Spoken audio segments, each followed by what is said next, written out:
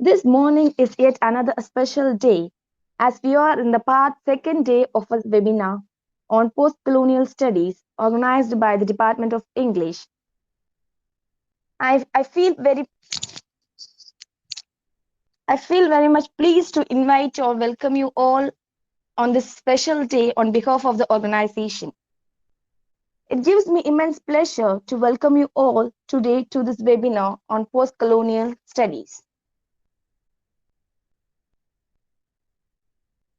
Before I start with, I would like to give a detailed information about a college, about a department, a Cap Common Interest, Lavender Literary Club, about a conference, and etc. Annai Velankani College, established and administered by the Friends of Kotar, is a Christian minority institution under the religious jurisdiction of the Latin Catholic Diocese of Kulitarai. The college is primarily intended to provide the educational opportunities, mainly to the social, educational advancement of a Latin Catholic of a region of accordance with the rights of the minority community, without, however, denying the educational opportunities to any other people based on sex, religion, caste, community, or region. Varied clubs are associated to create space for the people to achieve accordance to their taste. Like Echo Club encourages the people of all departments to nurture with the help of intern and committee staffs.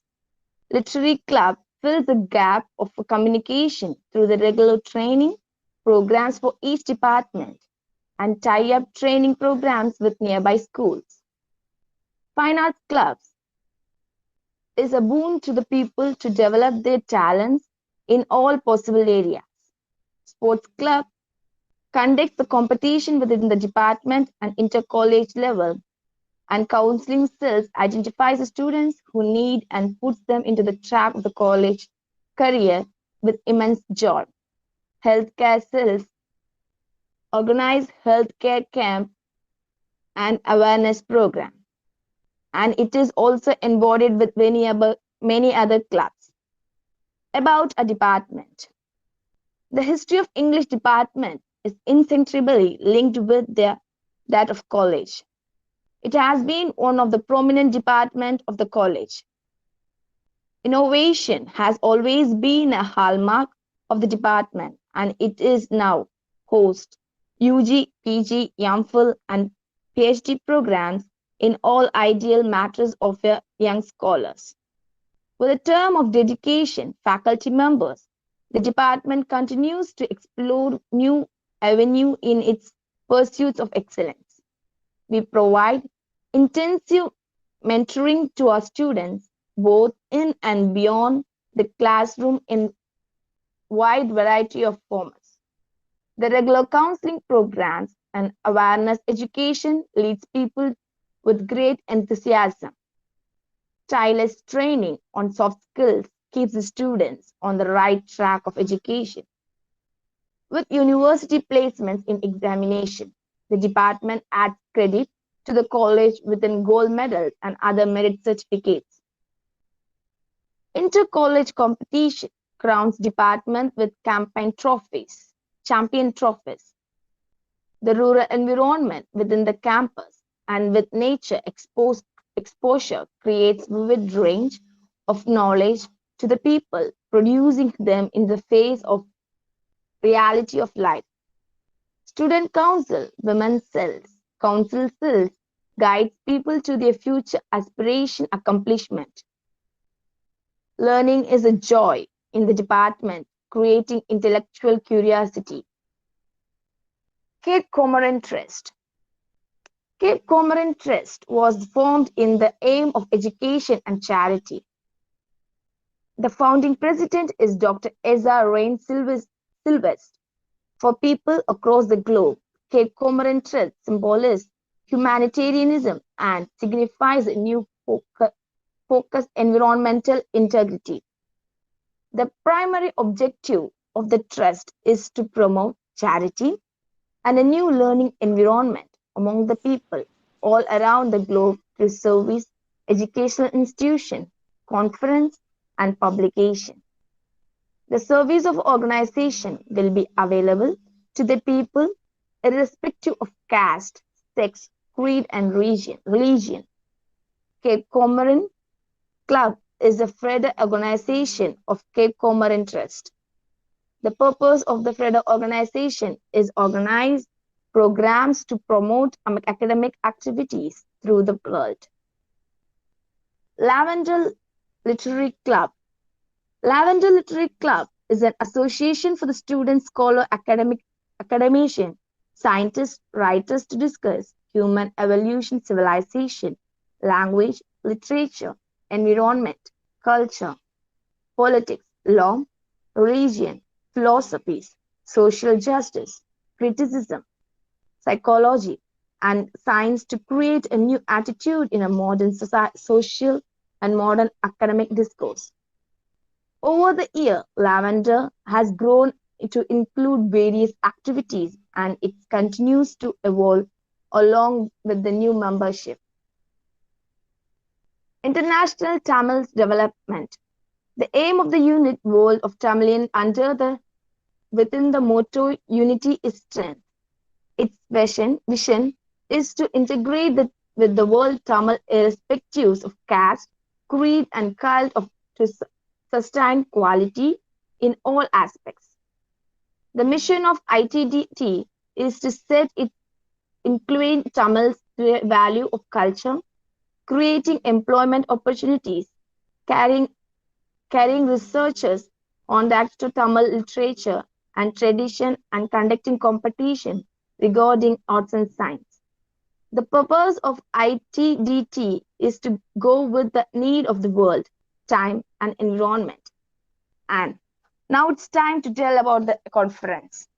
The Postcolonial Studies conference aims to bring together the leading academic scientists, research scholars to exchange and share their experience on research results on the aspects of postcolonialism and postcolonial political theory.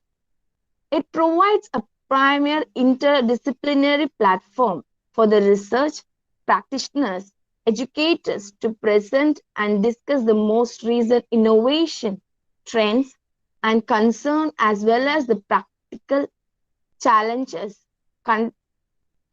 encountered and solution adopted in the field of postcolonialism and postcolonial political theory.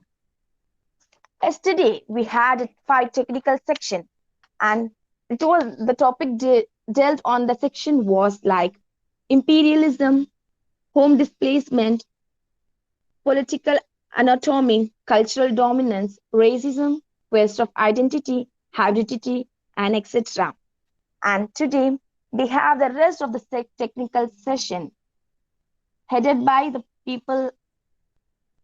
First section, the time is between 11 a.m. to 12 a.m. and it was led by Dr. Swati Chang, Assistant Professor, Department of English, FMEH.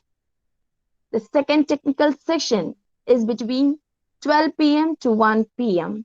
and it is led by Dr. Sister Candidi Kanha. And the third technical session is between 1 p.m. to 2 p.m. and it was led by Dr. Jaspinder Kaur Alkash, Assistant Professor, Department of English, Punjab.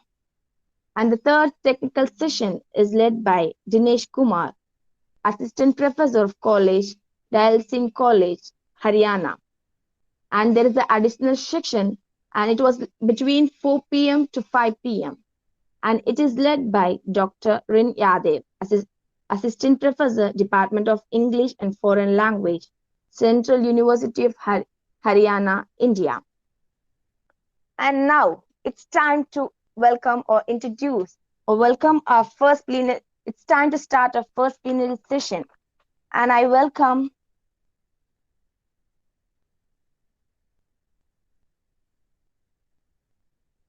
Dr. Amal J. Eronimus, Secretary, International Tamil Development Trust, ITDT, Nagercoil, Tamil Nadu, India, to welcome our first Dr. Join J.D. Jolan, Assistant Professor and Head of the Department of English, Annai Velankani. Welcome, sir.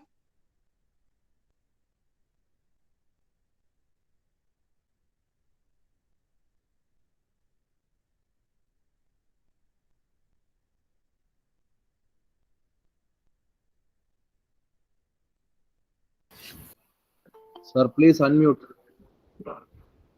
It's quite interesting that Shirley you have presented the real motto of Cape Comorin in collaboration with Annai Velankani College and with Lavender International Academic Association and ITDT.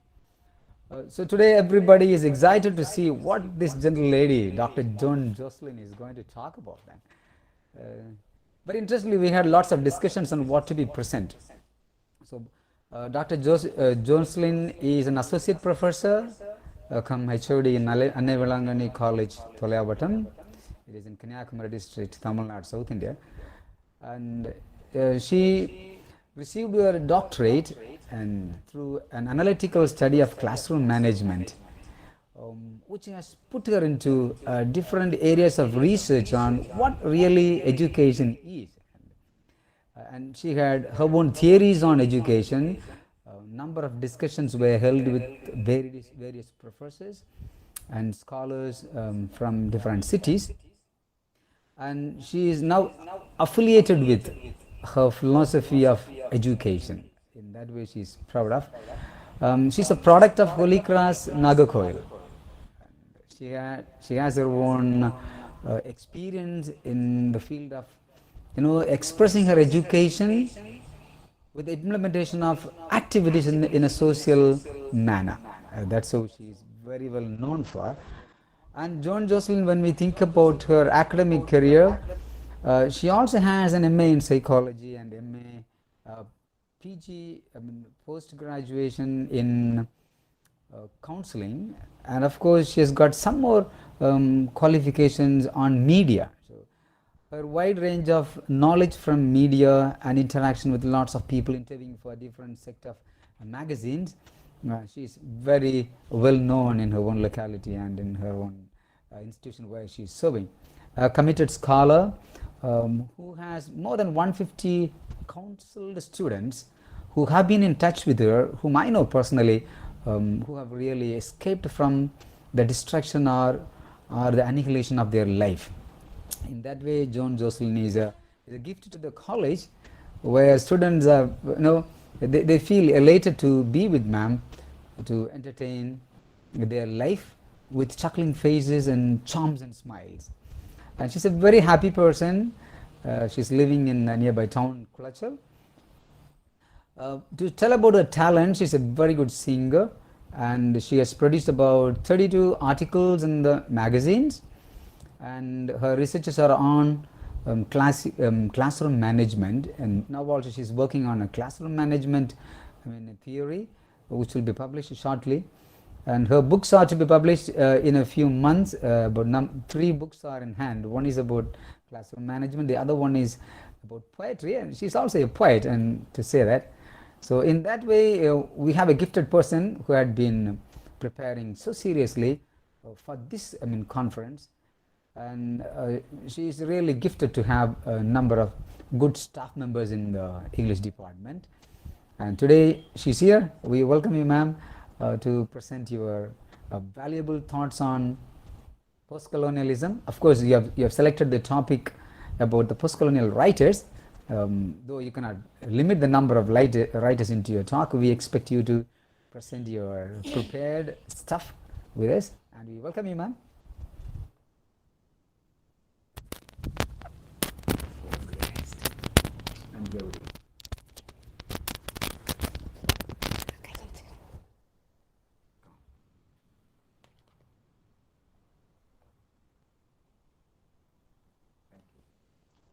Thank you, Dr. Amal Eronimus. A very good morning to you all. I'm thankful to the organizers, Cape Comorin, especially Dr. Regin Sylvest, to venture into a series of international conferences connecting people globally with an open mindedness. Today I'm with you to share generally something as something about postcolonialism in a common perspective. Shall I share my screen, please?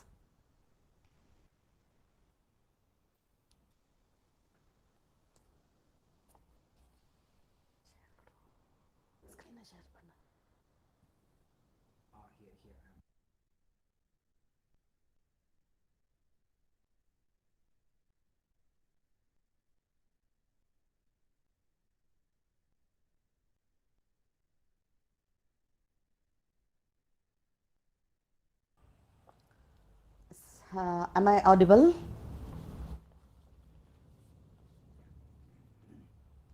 Yes, ma'am. Yeah, thank you. So, postcolonial study is a study of a rethinking of people on their past life than the sufferings. Idealistic self-esteem gave rise to protest the colonial structure. Colonized literature considered as of the free nations from oppression.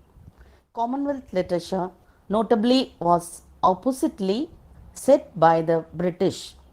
It has been experienced extremely Eurocentric, and in the current environment, it is the empire writes back.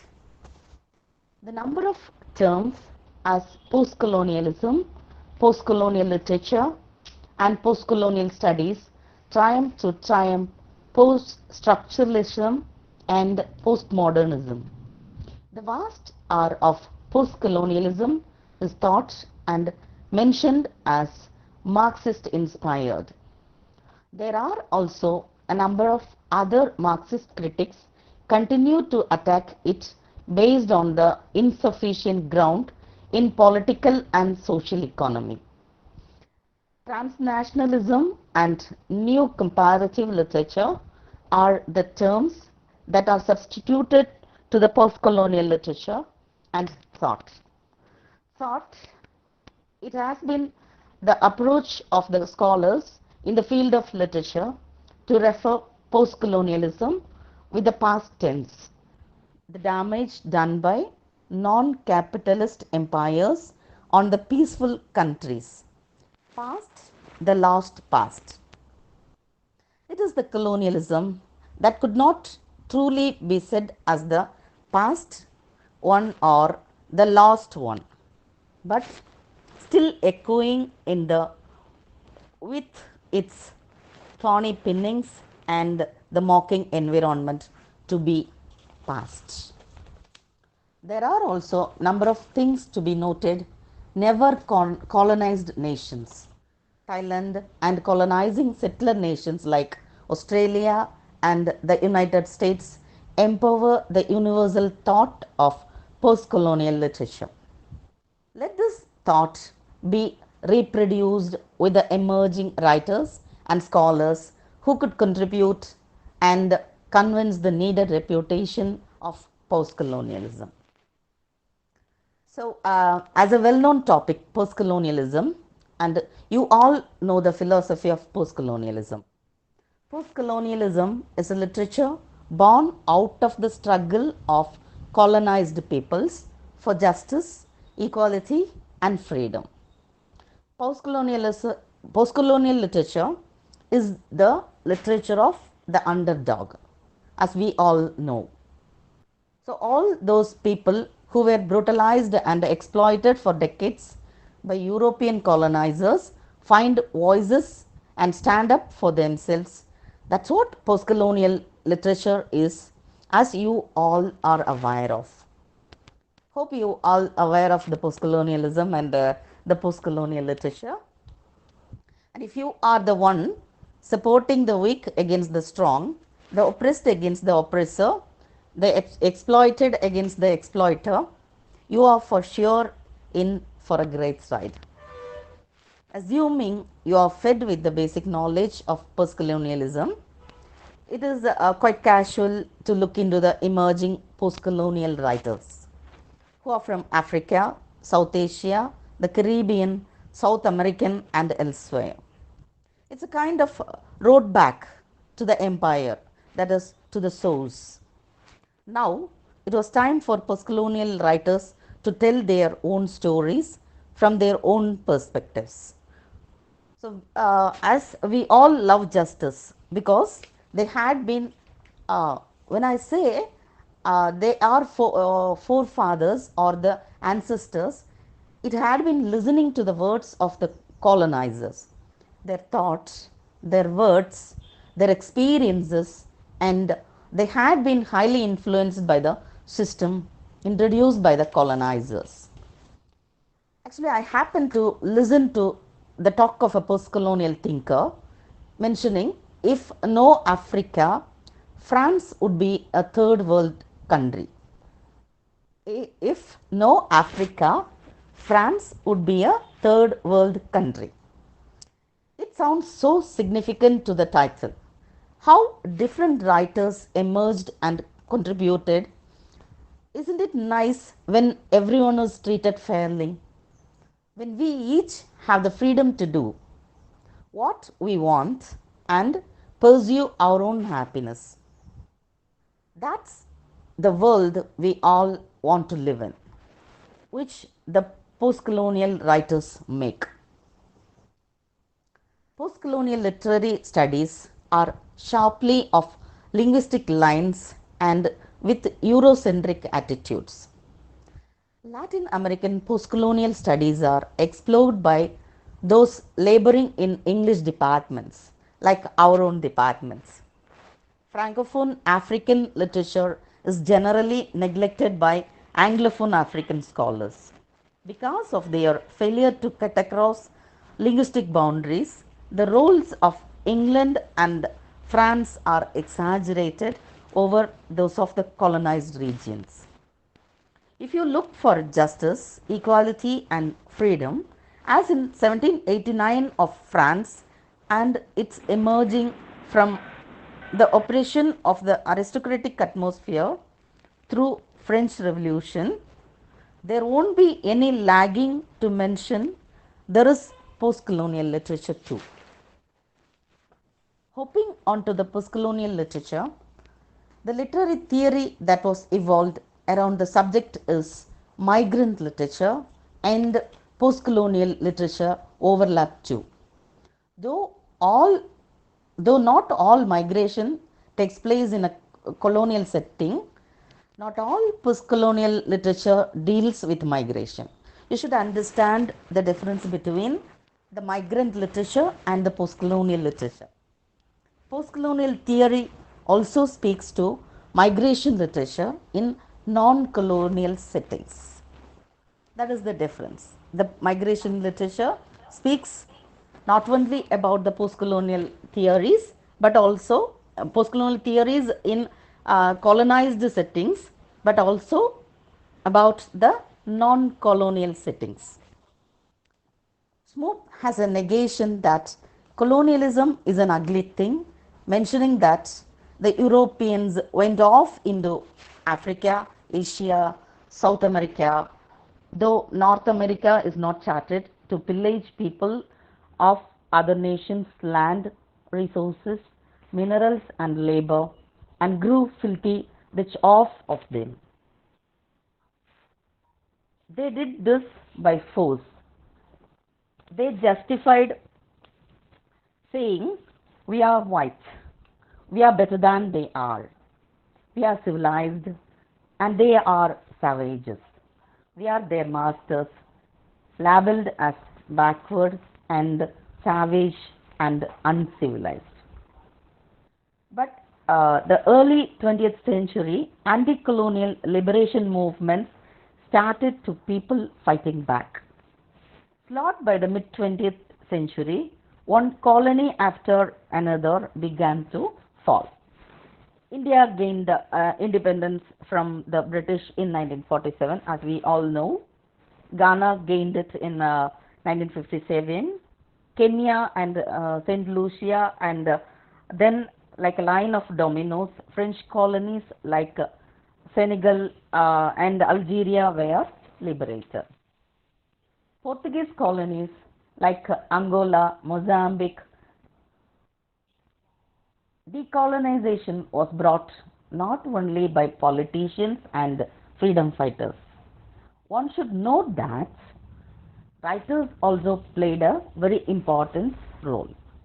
So here we should remember about a few writers who fought for the freedom of India. Postcolonial literature emerged at the same time.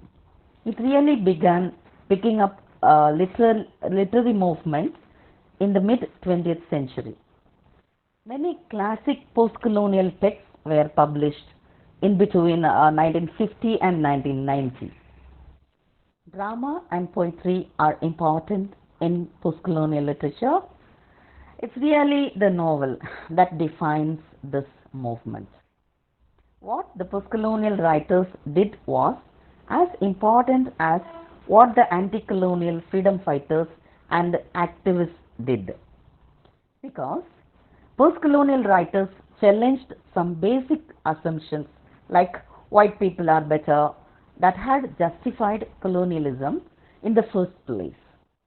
Writers' battlefield was the mind, while the freedom fighters were the real battlefield. It is quite interesting to understand the thoughts of Professor Paul Brains, who came out with startling interrogations.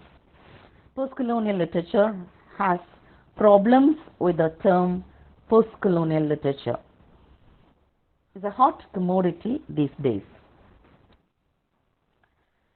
Writers like Salman Rushdie and Arundhati Roy are best-selling authors.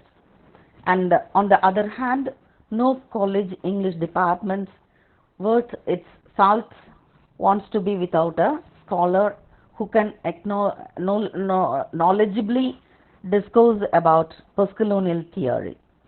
But there seems to be a great deal of uncertainty as to just what the term denotes. Professor Paul questions many aspects of colonialism. There is an acknowledged thought that postcolonial theory functions as a subdivision within the even more misleadingly named field of cultural studies. The whole body of generally leftist literary theory and criticism with Marxist, Gramscian, Foucauldian and feminist thought. Among all feminism leads the tally. Among all feminism leads the tally. What is common in these is determination to analyze unjust power relationships as in cultural products like literature and film art, etc. Not all postcolonial scholars are literary scholars. Postcolonial theory is applied to political science and history. Postcolonial scholars generally identify themselves as part of poorly defined and disorganized movement to expose and struggle against the influence of large rich nations like European, the US on poorer nations. So many problems are faced with this definition. Literal colonization is not the exclusive object of postcolonial study. Classical application of an analysis called imperialism was carried out by Russian Lenin.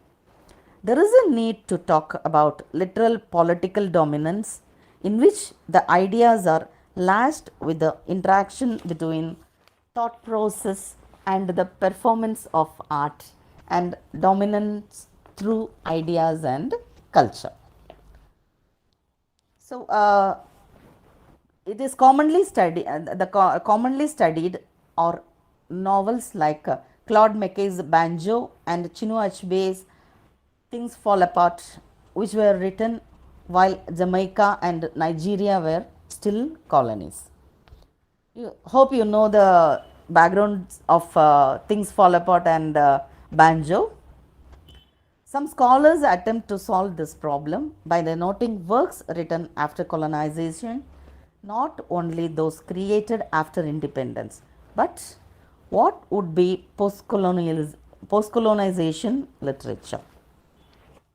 Colonialism is over when nations involved are still culturally and economically subordinated to the rich industrial states as various forms of neocolonialism, even though they are technically independent. Eurocritics signing out the colonial experience is not necessarily the framework, has a long history of pre-colonial literature. As the Indian writer R.K. Narayan was one of the most popular and widely read writers in India, indifferent to the historical experience of colonialism ignored by postcolonial scholars. V.S. Naipaul, as a critic of the postcolonial world, and Indian indentured laborers in Trinidad was more often cited as an opponent than ally in the postcolonial struggle. There is a question from the postcolonial criticism that it could be compared to the tendency of Hollywood films focusing on the problems of Americans and Europeans while marginalizing the views of their native people. Postcolonial authors are noted that they share orientation of postcolonial scholars towards emerging in an ongoing critique of colonialism. Nigerian writers Chinua Achebe and Ole Soyinka wrote the powerful indictments of the British, exposing the deeds of native-born dictators and corrupt officials. The byproduct of colonialism has taken in corruption, however, commonly have little interest in pursuing this thought. Other than the slavery era, most writers of fiction, drama, and poetry see little point in continually rehearsing the past to solve current problems. Many modern fictions from formerly colonized highlights colonial past. Non-fiction writers point out Hindu-Muslim conflicts in South Asia to play two groups against each other. Kushal Singh's Train to Pakistan deals directly the partition of India exclusively Indian perspective than pointing colonial causes. Postcolonial writers often move to England or North America and find a more receptive audience and comfort. Sometimes, like Soyinka, call upon the governments of these neo-colonialist nations to come to the aid of freedom movements seeking to overthrow native tyrants. Postcolonialism as a term is taken in a broad sense. Australians and Canadians claim to live in postcolonial societies where the migration of Europeans are found than colonization. The literature is dominated by European immigrants. It was an annihilation of the native than colonizing. However, the literature written by native peoples in Canada and Australia would truly be qualified.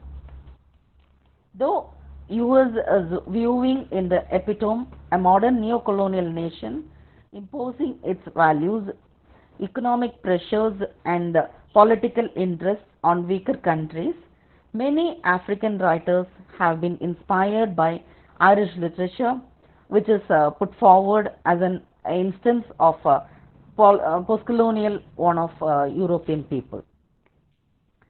Nationalist ones, like Yeats, tend towards a distressingly conservative and reactionary politics. James Joyce had the contempt for Irish nationalism. Now subjugated formerly independent Upper and Lower Egypt. Rushdie pinpoints England itself is a postcolonial nation conquered by Romans and Normans, among others. In fact, the postcolonial literature has made to feel guilty and they are made to behave badly as they are to behave generously. It's not a neglected thought that the oppressed nations draw inspiration from the European era of enlightenment. It is regretted that the South African writers Athol Fugard and Nadine Gordimer are often excluded from postcolonial courses, although their works were powerful protests against apartheid and they have lived and worked for far more in Africa than Bushi Emecheta, who emigrated to England as a very young woman and has done all of her writings there because they are white. A host of fine Indian writers is neglected simply because they do not write in English, on the sensible grounds that India has a millennia-long tradition of writing which should not be arbitrarily linked to the British imperial episode. Of those who wrote in English, Anita Desai is included, though she is half German. Nogueira Thiago is included, even though he now writes primarily in Gikuyu. Bharati Mukherjee rejects the label Indian American. She is an immigrant from India. Salman Rushdie prefers to be taught as a sort of a multinational hybrid labels himself as so. Hanif Qureshi is more English than Pakistani in his outlook. Many Caribbean-born writers living in England are now classed as Black British. This is how the postcolonial structure is with regard to writers and social ticklers through poetry and novels with other forms of expression. Gayatri Spivak, in her famous essay, Can the Subaltern Speak?, questions, thus examining literature's voice to formerly suppressed peoples. Antonio Gramsci, in Arcane Label for Oppressed People, raises the interrogation as anyone who has achieved enough literacy and sophistication to produce a widely read piece of fiction is almost certainly by that very fact disqualified from speaking for the people he or she is supposed to represent. Black pride movements emerged at various times with negritude developed by Caribbean and African writers in Paris 1930s and 40s, which is the aftermath of postcolonial awareness and instigation.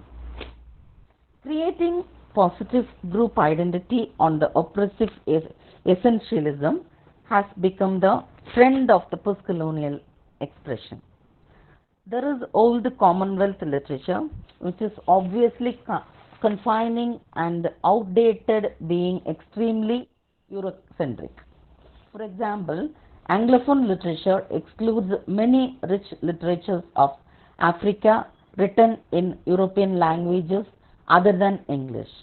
English does not distinguish between mainstream British and American writing. The word third world is another form of colonialism. Many have this feeling, making European countries and America as capitalistic ones, the Soviet Union and the communist ones as second world countries. And based on the fake economic category of poor countries, the name third world is widespread. Jamaican, Nigerian and Indian writers have written more with a real sense of postcolonialism. Beyond the colonial suppression, there are number of theories calling to rethinking of what literary theory can and should do. Contemporary political scene, including the anti-globalization movements, articles, monographs, and even journals, accelerate frequently postcolonialism as desired specialization. African, Caribbean, and South Asian fiction occupy the major books of continents. Ijaz Ahmad, in his 1992 polemic in theory, classes, nations, literatures pointed out numerous contradictions and incoherencies embedded in postcolonial studies theory. Homi Bhabha agrees with the incisive arguments of Ahmad. Peter Hallward portrays postcolonialism in his The Vast Bulk writings as attempt to create a new coherency in postcolonialism.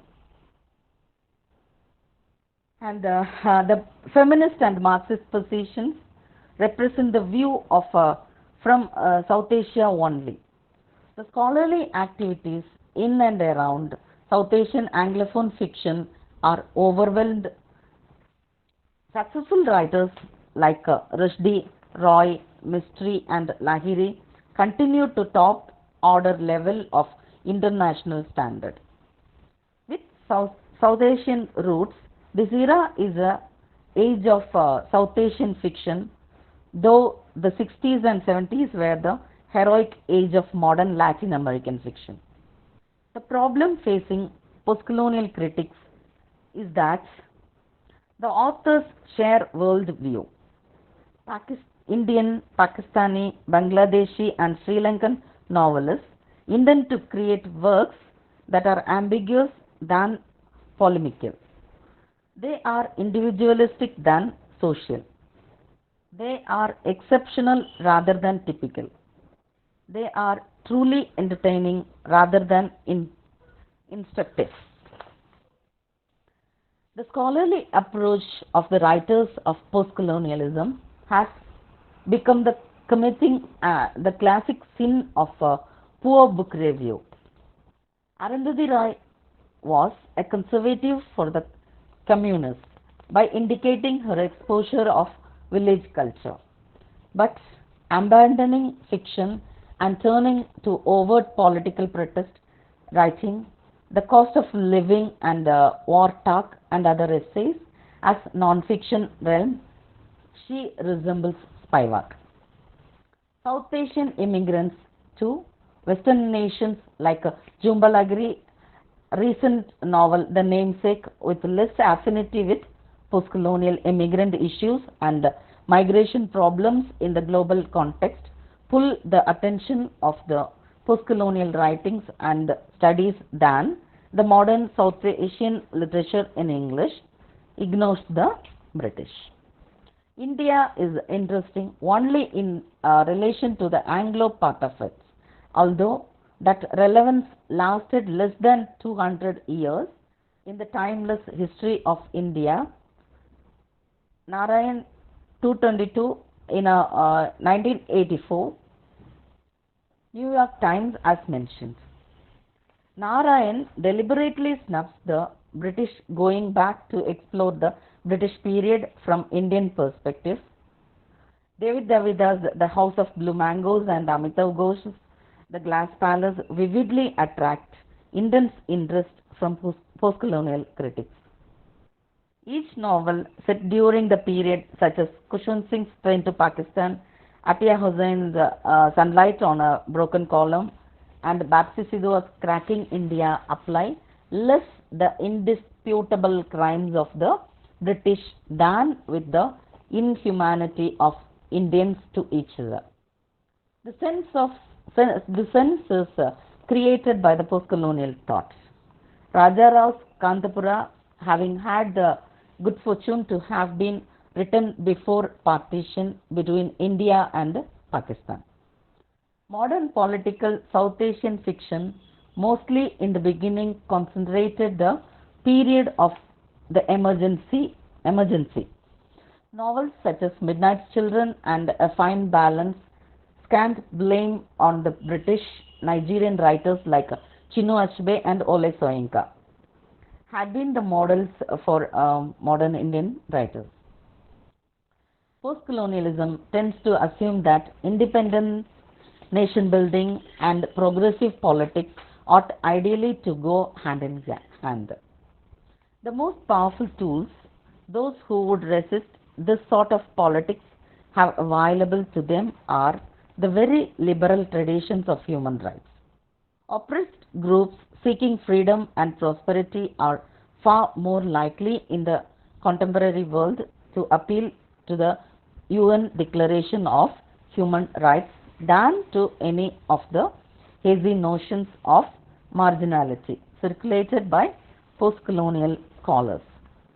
I could view and freely admit that studies labeled as postcolonial have achieved much, providing a refreshing shift in perspective. It is the right time. One cannot miss to acknowledge that the incorporation of South Asian literature into the postcolonial realm is limiting, sometimes misleading, and of dubious political worth. The vast readership as tidal waves with new fictions enriching postcolonial literature. The discussion in seminars and conferences and the publications guide and provide the need and expects the readers get beyond the narrow agendas set by postcolonial theory. It is time to transform the ourselves, which is the worthy work done stuck with caste, creed, color, and culture. Thank you.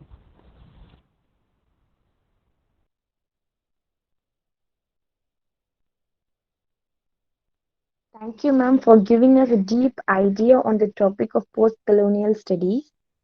And you have shared how post-colonialism is found in all aspects of our literature, like in prose, fictions, non-fictions, poetry, and etc.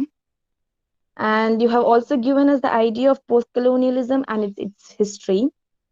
And it was nice hearing you, ma'am. And now it's time for raising some questions, and I lead this session to Dr. Amal, sir.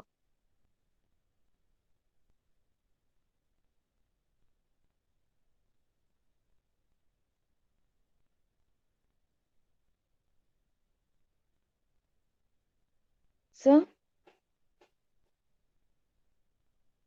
Sir? So can you hear me?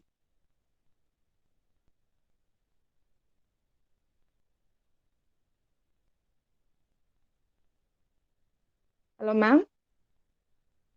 Jolene, ma'am? Jocelyn, ma'am? Surely it's fine. Surely, thank you for the winding up.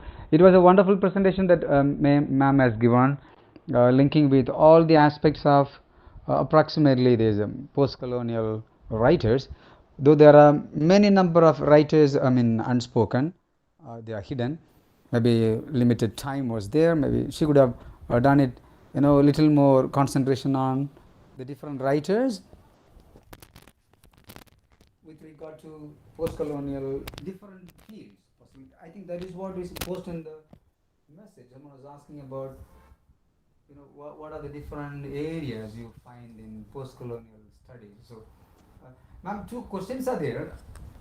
I think they could be raised to you. Shall we? Yep, sure. So the first question is ma'am, do we have any writer who deals with psychiatric approach or study? And that's the first question.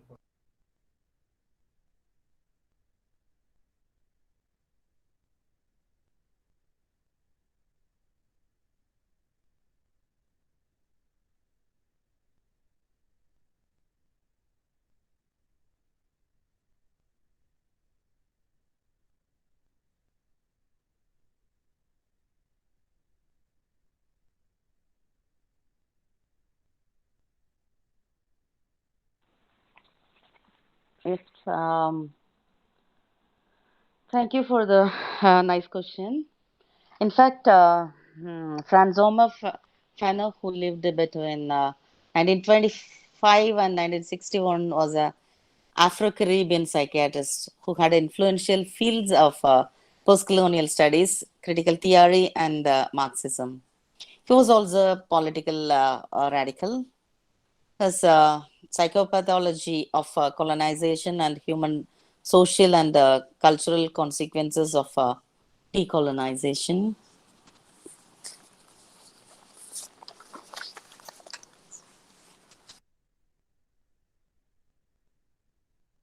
There was a there are many more fields and areas, like especially that comes about, like coming against the capitalistic movements or something, raise against the human rights movement. There are many things that I can talk about. Ma'am, there is one more question that say about, are there any other titles fall under post-colonialism? That appears to be a very good question. Maybe there are a number of, streams of post-colonial studies are found. What's the answer you would like to give to them, ma'am?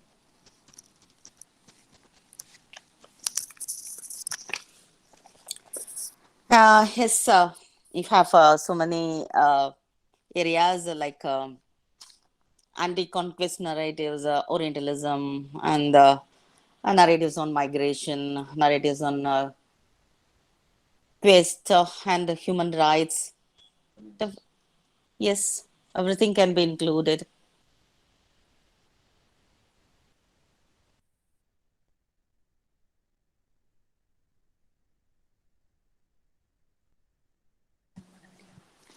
Thanks, ma'am. Like, is there any other question from the side of our viewers?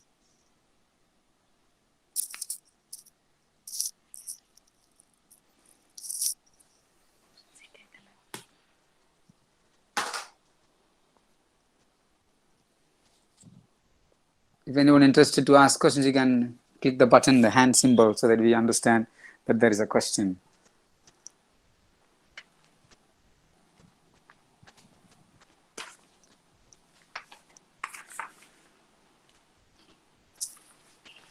In fact, post-colonial, writings are really, it's wider than we can think about or imagine about.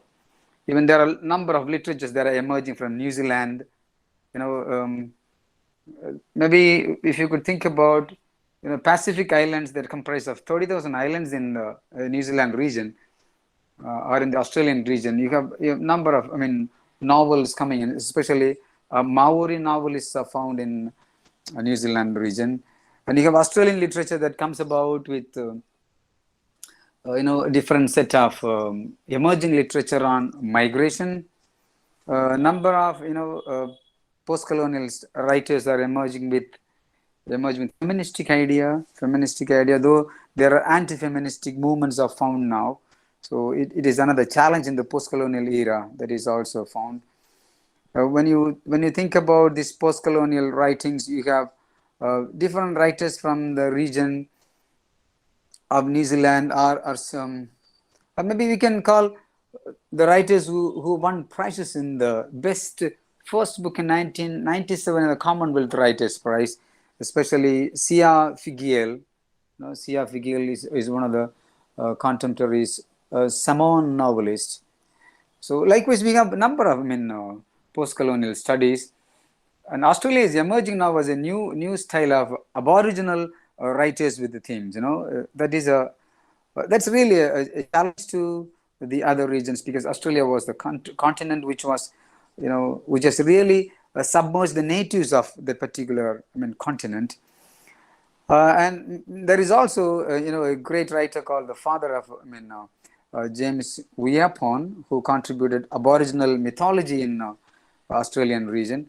So there are many writers coming down from Australia. And when you think about the migration and about the human rights, there are many more titles falling under. A number of challenges also from African continent, other than the colonization. Now the modern colonization is from the capitalistic approach, how these African countries are colonized by the Europeans. And if no African investment was found, most of the European countries would go as third world countries as ma'am presented in the first, section in the presentation. She was so beautifully presenting how if no Africa, France would have been the third world country, which means that is the way that the European countries have involved themselves in African countries and producing their own wealth into the self-orientation of European countries. That is found. Many number of writers are found from southern Rhodesia, we call it, from Zimbabwe, or maybe we could say Zimbabwe is now emerging with some real writers. Ngugi wa Thiong'o is from Kenya, who also has a number of novels and plays and short stories. He's also found as the founder editor of Jikuan language in journal Muturi. So that is how Ngugi wa Thiong'o is very, very popular. And we also have some Cape Comorin, sorry, not Cape Comorin, the Cameroon playwrights. They are also poets and critics. Cameroon has some prominent writers, like Beit Bizong is there. Nigeria, of course, you all know about Nigerian thinkers who not only talk about the colonization or about racism, they come out from the racism and colonization, a trend of colonization. How come the new trend of colonization affect the global structure that is also found? A few weeks ago, we were reading about the oil colonization. It was widely read in different regions of the world, how this oil marketing has produced a commercialization of literature in the post-colonial era. That is another set of emergent the post-colonial studies. Of course, other than Soyinka and the other thinkers from Nigeria, you have another new thinkers coming up. Like a novelist like Chimamanda Ngozi Adichie is now getting popularized. And you have many writers in post-colonial studies. Who knows, South Africa is also having a number of writers who are at times marginalized just because there was apartheid. But now it is all whitewashed. Maybe you could say like the people in the South African region are probably getting amalgamated with love and concern of the human rights. And there are also questions raised against the different organizations like United Nations, or you can say the UNESCO, that have sometimes the biased stand of statistics present in the world. That is at times questioned by different writers, like posing about the third world countries, the European and the first world countries are taking the lead of their capitalistic approach to pose themselves as the leaders of the nation. So there is some writers would say like that there is no third world country as such. So there are many thoughts are going on. This is how a number of arguments are going in. Maybe post-colonialism doesn't really talk about the real oppression of people or the need of the time. What is really the need of the society now, which are not, there are a number of criticism produced by different people. Of course, other than apartheid and colonial subjugation, we have lots of challenges for the current world. And of course, we can all come out with different styles of thinking, especially the American articles and American intervention into post-colonial literature is raised as an anti-post-colonial thought. So a number of studies are done on that. Let's see what comes in by the next speaker. We are waiting for the next speaker, Chalmers, with the performance from Nigeria. We are well awaited to get from her. Yes. Shirley, you can continue with your presentation. Thank you. We really thank Dr. John D. Jocelyn for globally and generally presenting the approach of different writers of different regions. Thank you very much, Shirley. You can proceed with your. Yes, thank you, sir, for giving us a detailed idea of post-colonialism again.